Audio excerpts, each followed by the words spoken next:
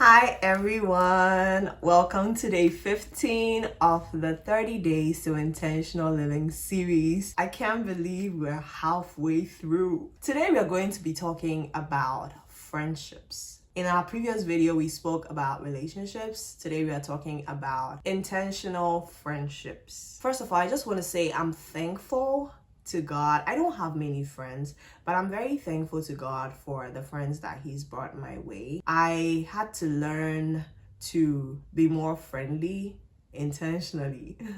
I had to learn to be more friendly. I had to learn to develop friendships. I had to learn to be there for people, and they have been there for me in turn. And it's a beautiful thing. I think friendship is a gift from God that we need to value. And most of the good things that happen to us in our lives happen due to friendships or relationships with people. So friendship is a very good thing. I think there are so many sayings concerning friendship, but your friends determine how far you go in life. The people you know, the connections you have will determine how far you go in life. Your friends have a very big impact on your life. You can't afford to go wrong with it. People have had friends that have led them into death. People have had friends that have led them into success.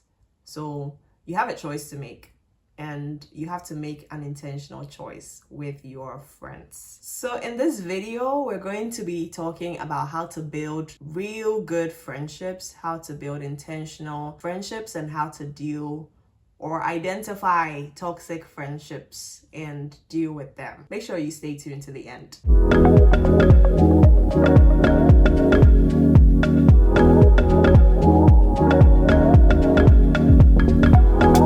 Proverbs chapter 27 verse 17 says, "As iron sharpeneth iron, so does one person sharpen the other." Your friend has an impact on your life. Show me your friends and I'll show you your true colors. And there are some people who they want to form as if they are not like their friends. There's a reason you are with them. There's a reason you keep them as company, because there's something in you that is in them. So let's get into how to build and maintain friendships. First of all, choose your friends wisely. Let me say it this way. I believe in acquaintances and I believe in friendships. Know who you are calling a friend. Know who is an acquaintance. Choose your friends. You have the power of choice. This is where you need to use the power of choice. You need to choose your friends wisely.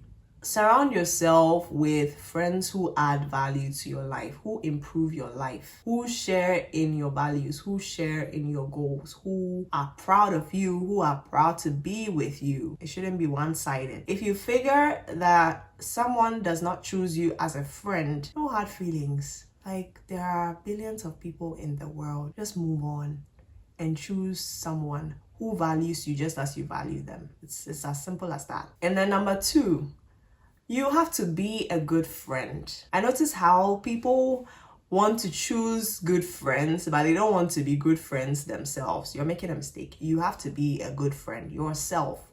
You have to be a good person yourself in order to merit good friends. So if you are not a good friend, if you don't check up on people, if you don't love people, if you are not there for people, you don't expect to have them as good friends. There are some people who they just have to be acquaintances. You respect each other in that terms, but they are probably not your friends. So you have to be a good friend in order to have a good friend. Number 3, you have to be honest. Friendship demands honesty.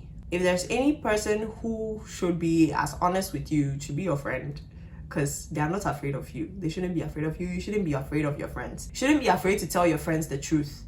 If you have somebody in your life that you call a friend and you are not able to tell the person the truth, you should check it, because your friends need to be honest with you. You should be able to be honest with your friends. Your friends should be able to tell you when you do things wrong. They should be able to tell you when you do things right. They should be able to compliment you. They should be able to advise you when you are going the wrong way. Those are the kind of people that you call friends. Another way that you should build and maintain friendships is to encourage each other. You have to be sources of support for each other. Another thing is you need to pray for your friends. That means your friends need to have faith like you do. They need to share in your values like you do. But even if perchance your friends are not saved, you should be praying for them. You should pray for them. So now let's talk about identifying and dealing with toxic friendships.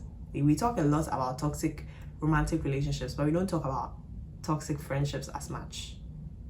Toxic friendships are wild. If you find that there's a lack of respect, like this person doesn't respect you, that's a toxic friendship. They don't respect you, they don't respect who you are, they talk unwholesomely about you, whether in your face or when you're not around. That's a toxic friendship. Toxic friends try to manipulate you, they try to control you, they try to make you feel bad about things, even when you're not supposed to feel bad. You know in your heart that you're not supposed to feel bad about these things, but they try to make you feel bad about stuff in order to get what they want. You have a friend that is constantly speaking negativity in your life, constantly negative, constantly trying to bring you down with their words, constantly trying to make you feel less of yourself. You don't need that. You don't need that. I mean, there's already, you have yourself to do that to yourself if need be. If need be, naturally, you're not going to see yourself as great as you are. But you don't need another person to constantly be speaking down at you, constantly be breathing negativity into your life. That's a toxic friendship right there. If someone repeatedly breaks your trust, if they gossip about you, if they slander you behind your back, if they do things that constantly break your trust, you should be reconsidering this friendship. And then lastly, if you spend time with this person and you are constantly emotionally drained, you're spiritually drained, you know that the more you spend time with this person, the more you lose focus in life, the more you are not yourself, the more you are drawing further away from God, you need to reevaluate this friendship. You need to reevaluate this friendship. So how do you deal with such toxic friendships? First of all, you need to have honest conversations with yourself first.